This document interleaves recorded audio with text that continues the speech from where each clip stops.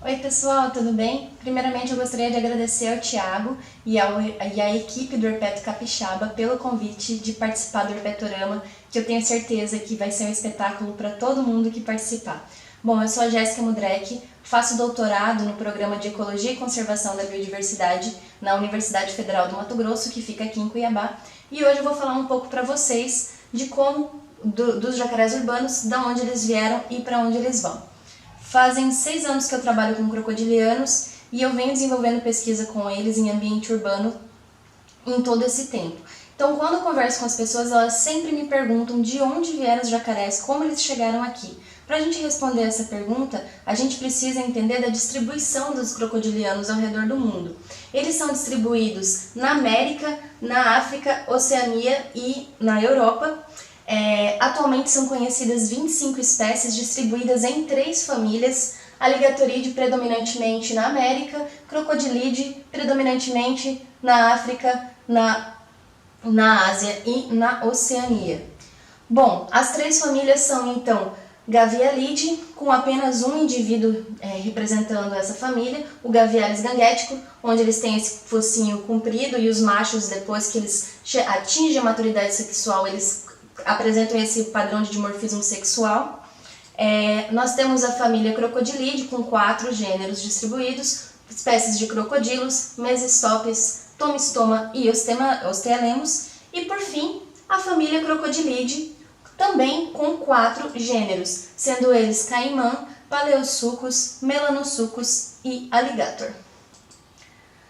Bom, os crocodilianos eles utilizam uma enorme gama de tipos de ambiente, podendo utilizar lagoas, lagos, córregos, rios, pântanos e até mesmo áreas de mangue e áreas costeiras, como algumas espécies acabam utilizando. Sabe-se então que a principal ameaça à conservação dos crocodilianos é a perda e a modificação do habitat, principalmente pela remoção da vegetação ciliar. Pode ser ela por desmatamento, por queimadas ou até mesmo urbanização, construção de barragens. Na área urbana ainda tem a questão da canalização e despejo de esgoto. Com isso, é preciso que nós avaliemos o status populacional dessas espécies de crocodilianos. A IUCN, com os critérios avaliativos da relação se elas estão em extinção ou não, se estão em perigo de extinção ou não, classificam 7 das 25 espécies de crocodilianos como criticamente ameaçados de extinção, que são crocodilos mindorenses, Rombifer intermédios e siamenses, Alligator sinensis, Mesistopes cataphractus e Gavialis gangueticus.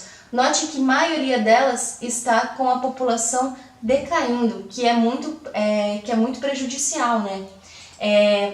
Algumas espécies elas são categorizadas como vulneráveis no risco de extinção, que são essas 4, e eu vou falar um pouquinho de algumas das espécies que são criticamente ameaçadas de extinção e quais são os principais problemas do passado e do presente. Bom, esse é o Crocodilus mindorensis, o crocodilo da Filipinas, onde no passado ele foi intensamente caçado. Atualmente hoje existe a caça ilegal, mas um dos seus principais problemas é a perda de vegetação para as populações ribeirinhas. Bom, este é o crocodilo rombífero, o crocodilo cubano, que também no passado foi intensamente caçado. Ainda hoje existe a caça ilegal por conta do seu couro e também há um problema de hibridização com outra espécie de crocodiliano. Essa é a espécie de crocodilos que nós temos aqui mais próximos da gente, que ele ocorre na Colômbia, o crocodilos intermédios, que é o crocodilo do Orinoco. O nome dele já diz, ele ocorre apenas na bacia do Orinoco. E os principais problemas, as principais ameaças para essa espécie atualmente é a mudança de habitat e poluição. No passado também sofreu muito com a caça intensiva. Outra espécie que é criticamente ameaçada de extinção e talvez o caso mais preocupante dentre os crocodilianos existentes é o Alligator sinensis. É o alligator que tem na China. Ele também é uma espécie pequena de crocodilo. Ele ocorre numa parte isolada da China e as populações elas também estão isoladas. E no passado, até na década de 50, o principal problema do decréscimo populacional foi pela modificação do habitat natural para a construção de campos de arroz, que modificou totalmente o habitat e a população acabava não sobrevivendo, e também pela matança desses animais por medo da população, principalmente, de atacar algum animal da fazenda, ou pet, ou as pessoas.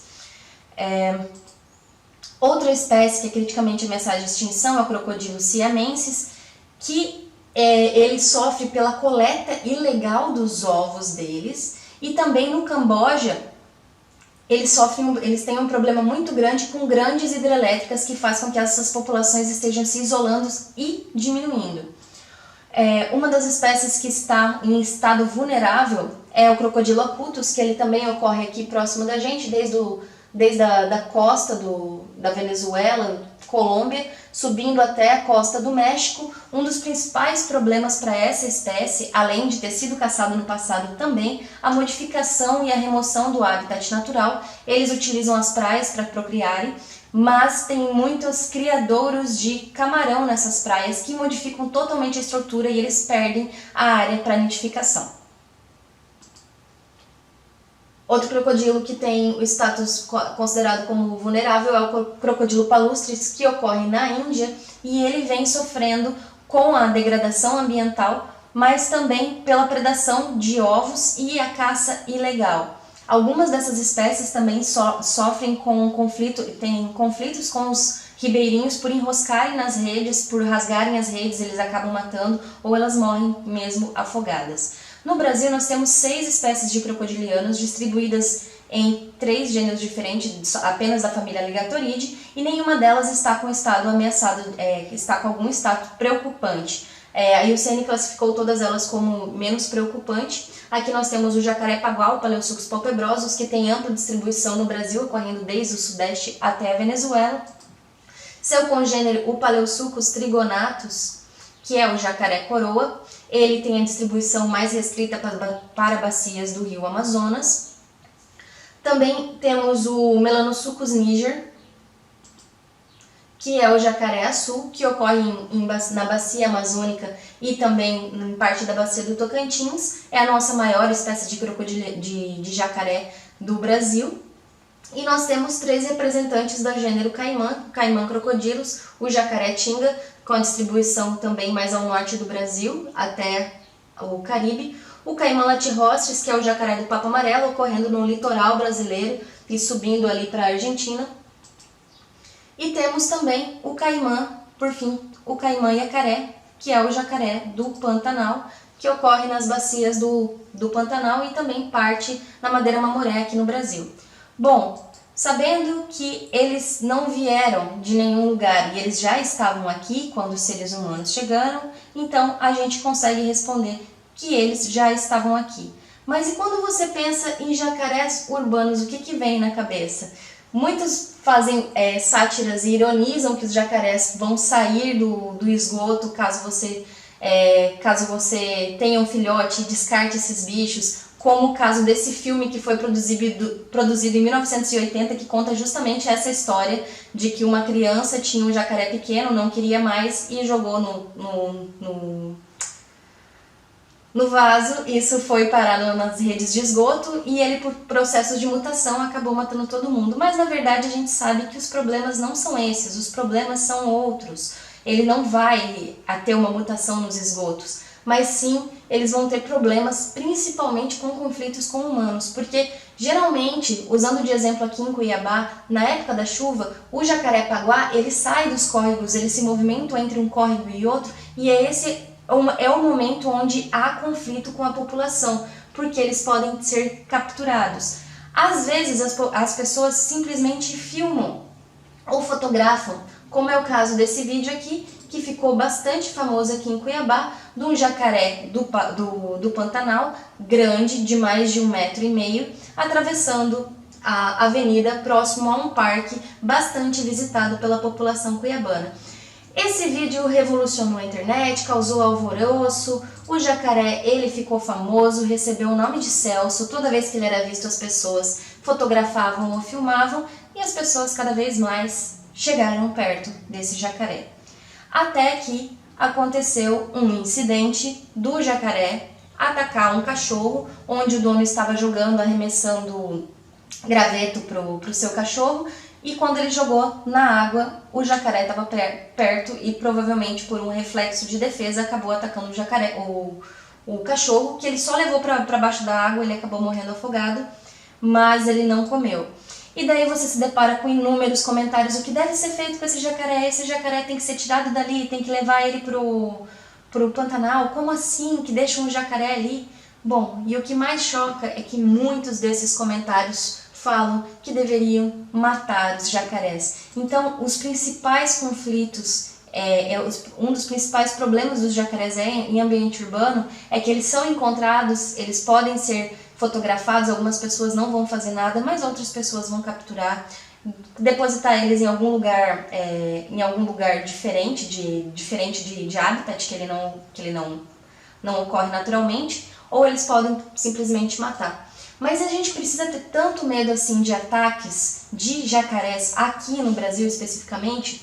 Esse aqui é um mapa de distribuição dos ataques de crocodilianos a seres humanos. Tem todo tipo de ataque, fatal e não fatal. E a gente pode perceber que no Brasil nós temos pouquíssimos incidentes. Esse mapa é feito há muitos anos de registros nesse site, vocês podem verificar depois. Mas o que a gente pode ver com clareza é que aqui no Brasil, essas são as espécies que ocorrem aqui: o jacaré-açu, o jacaré-tinga, o jacaré do Pantanal e o jacaré do papo amarelo. E a gente pode verificar que apenas para o jacaré-açu existe ataques a seres humanos fatais. Bom, outro fator que acaba alterando a população dos crocodilianos em ambiente urbano é a dieta. A gente sabe que os crocodilianos têm uma amplitude de variedade, né, dentro da sua dieta, comendo desde invertebrados muito pequenos até vertebrados maiores, e isso vai estar muito relacionado ao tamanho do indivíduo também e à disponibilidade desses alimentos no ambiente. Mas se a gente pensar na cidade, além de ter muita entrada de nutrientes que favorece a presença de alguns organismos que são mais resistentes, como moluscos, como alguns peixes invasores, como os ratos, que eles acabam sendo mais resistentes, também existe o despejo de lixo. Aqui nós temos o conteúdo estomacal no estudo que foi feito em Manaus. Esse é o conteúdo estomacal de um Paleosucos palpebrosus, e onde foi encontrado um pedaço enorme de plástico. Também foi encontrado vidro e alguns outros itens de lixo. No estudo que eu conduzi aqui durante o meu mestrado, nós encontramos, além de plástico, pedaços do que seria algo feito de algodão e barbante também no estômago desses jacarés. E outras coisas que também, outra coisa que pode acontecer na dieta dos crocodilianos em ambiente urbano é a própria característica da espécie não ser comum, ela começar a demonstrar um comportamento que até então não teria sido registrado, por exemplo, em ambiente natural. Os crocodilianos, eles têm um comportamento de canibalismo, e quando a gente fez o estudo aqui em Cuiabá, foi a primeira vez que nós registramos o canibalismo para Paleosucos palpebrosus. Outro fator que pode ser alterado com a urbanização é a estrutura de tamanho, utilizando de exemplos também dos estudos que nós viemos realizando ao longo do tempo.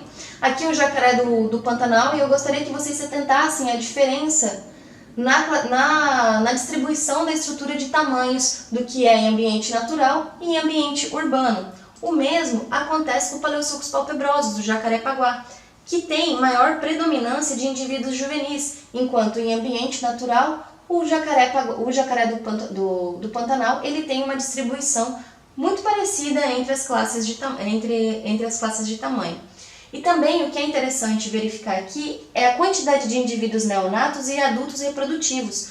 E por que isso é ruim, poucos indivíduos neonatos e poucos adultos reprodutivos? Bom, se tem poucos indivíduos neonatos, significa que não está havendo tanta reprodução naquele ambiente, não estão conseguindo se reproduzir naquele ambiente. Ter muitos indivíduos juvenis não é que seja ruim, mas vai demorar para essa população crescer. Porque o jacaré-paguá, por exemplo, ele demora cerca de 8 anos para atingir a maturidade sexual. Isso vai ser com 60 centímetros. Já o jacaré do Pantanal, os machos podem demorar até 10 anos para atingir a maturidade sexual. Então, termos só juvenis numa população urbana vai dizer que ela vai demorar para crescer. Bom, outro problema que pode ser afetado com a urbanização é a proporção na razão sexual, quantos machos e quantas fêmeas tem naquela população, porque os crocodilianos têm a temperatura, a temperatura que determina qual é o gênero que eles vão nascer. Eles não têm o gênero determinado como nós, que é geneticamente. Então, em temperaturas mais altas vão gerar mais machos, em temperaturas mais baixas vão gerar mais fêmea. Mas essa variação ela é muito pequena dependendo da espécie, variando de 1,5 até 2 graus entre o que pode ser mais machos e mais fêmeas dentro de uma ninhada. Mas e como que a urbanização vai afetar na produção da razão, na proporção da razão sexual? Nas cidades existe um efeito chamado ilhas de calor, aonde a temperatura ela é mais alta por causa da incidência solar e da falta da vegetação, que acaba retendo um pouco desses raios solares. Mesmo nos córregos onde há vegetação ciliar, onde há mata ciliar, muitas vezes essa mata é predominada pelas espécies de vegetação pioneira, de vegetação primária, o que faz com que ali seja mais quente. E o que a gente tem encontrado até o momento é que existe uma diferença já do que é visto na população de, por exemplo, Paleosucos palpebrosus novamente, do jacaré-paguá, onde em população natural eles variam de 2 fêmeas a 7 fêmeas e meia para cada macho, enquanto em ambiente urbano nós registramos 1,5 macho para cada fêmea. Há uma inversão também em outros estudos com algum grau de antropização, onde existe 1,5 a 3,3 machos para cada fêmea. Então a gente já vê essa modificação agora, desde o tempo da urbanização de cada cidade. Bom, e quais os outros problemas que a urbanização pode causar? A urbanização é um dos maiores problemas para a fauna e é um dos efeitos mais duradouros e pouco provável de ser restabelecido dependendo da espécie. A urbanização, então, ela pode alterar e diminuir o tamanho do fragmento, o tamanho dos habitats que se encontram dentro de áreas urbanas. Com isso, ela altera a conectividade entre esses fragmentos. Isso também acontece em ambiente, nos córregos, nos rios, né? Por conta da permeabilidade da matriz, diminui a capacidade de dispersão das espécies. Então, algumas espécies elas vão ter maiores problemas para conseguirem cruzar uma matriz urbana do que outras. E a longo prazo, pode haver o impedimento do fluxo gênico entre essas populações. Eu vou falar um pouquinho mais para frente o que isso pode acarretar. Então, algumas espécies elas podem se beneficiar ou elas conseguem sobreviver na matriz urbana por conta da sua dispersão, enquanto outras não. Se a gente for comparar, por exemplo, uma ave que consegue voar de um fragmento para outro, dependendo da espécie, a sua capacidade o seu limite de voo, se nós compararmos com o macaco, por exemplo, o macaco tem muito mais dificuldade porque ele precisa de várias árvores muito próximas, ou ele acaba atravessando pela rua e é atropelado, ou acaba atravessando pelos fios elétricos, aonde pode acontecer um acidente elétrico ali. Em ambiente aquático não é diferente, mas são outros problemas que acabam interferindo na distribuição desses organismos ao longo do rio, do córrego, ou do corpo d'água que ele está utilizando. Podem ser as barreiras físicas que nós mais comumente encontramos na cidade, são pequenas barragens, principalmente para a construção de avenidas, quando há um desnível do córrego muito grande. Canalização, que é a substituição total do leito por cimento, né? Então é removida a vegetação e existe essa canalização, fica uma vala de cimento. A canalização fechada também é onde eles cobrem o córrego e partes de tubulação, onde trechos de córregos podem ser alterados. Com isso, acaba alterando a sobrevivência dessas populações que estão em ambiente urbano. E as populações reduzidas, elas estão mais sujeitas a cruzamento de indivíduos aparentados.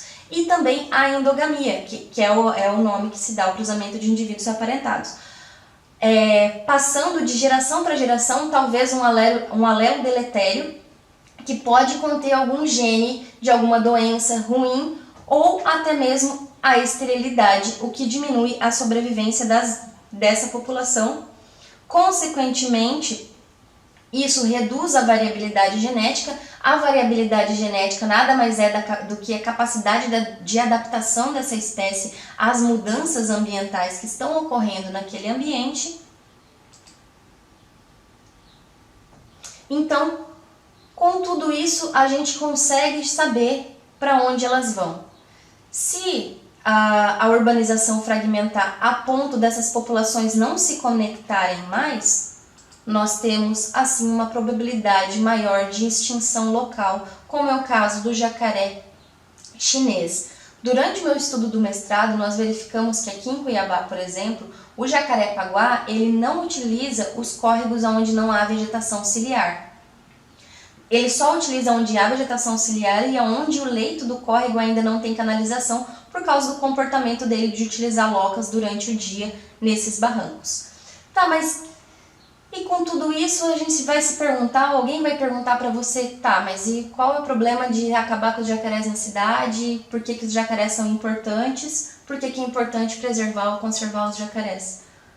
Bom, os jacarés eles têm uma imensa importância ecológica, primeiramente porque eles são topo de cadeia, então eles comem várias presas, eles fazem controle populacionais até mesmo daquelas espécies que os seres humanos acabam não gostando ou que pode transferir algum tipo de doença para as espécies, como muito casos de ratos, os caramujos que transmitem algumas doenças, e também eles acabam comendo peixes invasores que têm maior plasticidade ambiental e compete com os peixes que são nativos. Outra coisa interessante também é que pelas fezes dos crocodilianos se libera nitrogênio na água, que eles acabam defecando dentro da água.